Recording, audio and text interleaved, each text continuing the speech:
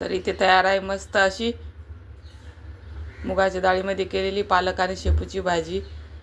तर बघायची कशी आहे रेसिपी। चला तर मग सुरू करूया। श्री शिवाय नमस्ते उभ्या मैत्रिणींनो, मी आहे अंजली कुंभार। माझ्या यूट्यूब चॅनलमध्ये तुमचं स्वागत करते।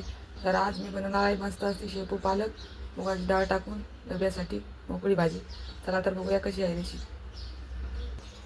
सर्वप्रथम मी आता मस्त शेपू आणि पालक बारीक कट करून घेते। शेपू आणि पालक मी मस्त बारीक कट करून घेतलेले आहे। आपण आता मिरची लसूण मीठ टाकून मिक्सरला फिरवून घेऊ। तर इथे मी गॅसवर कढई ठेवलेली आहे। त्याच्यामध्ये एक पळीभर तेल टाकलेलं आहे। तेल छान गरम झाले, मोहरी टाकलेली आहे। मोहरी तडतडली छान, आता त्याच्यामध्ये जिरे टाकून घेऊ। आता आपण लसूण मिरचीचं जे वाटण केलं होतं ते टाकून घेऊ। हे 2 मिनिटं छान परतून घ्यायचं। छान परतलं, आता याच्यामध्ये मुगाची डाळ भिजू घातलेली टाकून।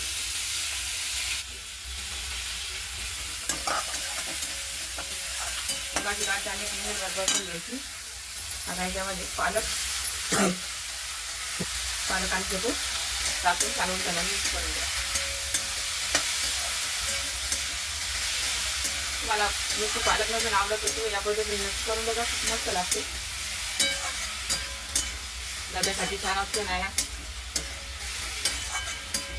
आता एक छान मिक्स झालेलं आहे। आता आपण त्याला एक 5 मिनिटं, पाणी लागत नाही या भाजीला, थोडंसं पाणी शिजवा मारून शिजून घेऊ। अगदी थोडं पाणी टाकून भाजी छान शिजून घेऊ। तर बघू शकता किती मस्त शिजलेली आहे भाजी। आता तर तुम्हाला इथे एक टिप सांगणार आहे मी। भाजी छान शिजलेली आहे। भाजीचा कलर एकदम हिरवागार येण्यासाठी त्याच्यामध्ये थोडंसं तेल टाकायचं वरतून, म्हणजे तेल तेल दिसते आणि चमकती भाजी। असं मिक्स करून घ्या।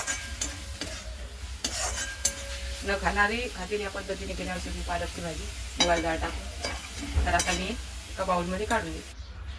तर इथे गॅस बंद केलेला आहे। आता आपण एका बाउलमध्ये काढून घेऊ। तर बघू शकता किती छान तेल तेल कलर झालेला आहे भाजीचा।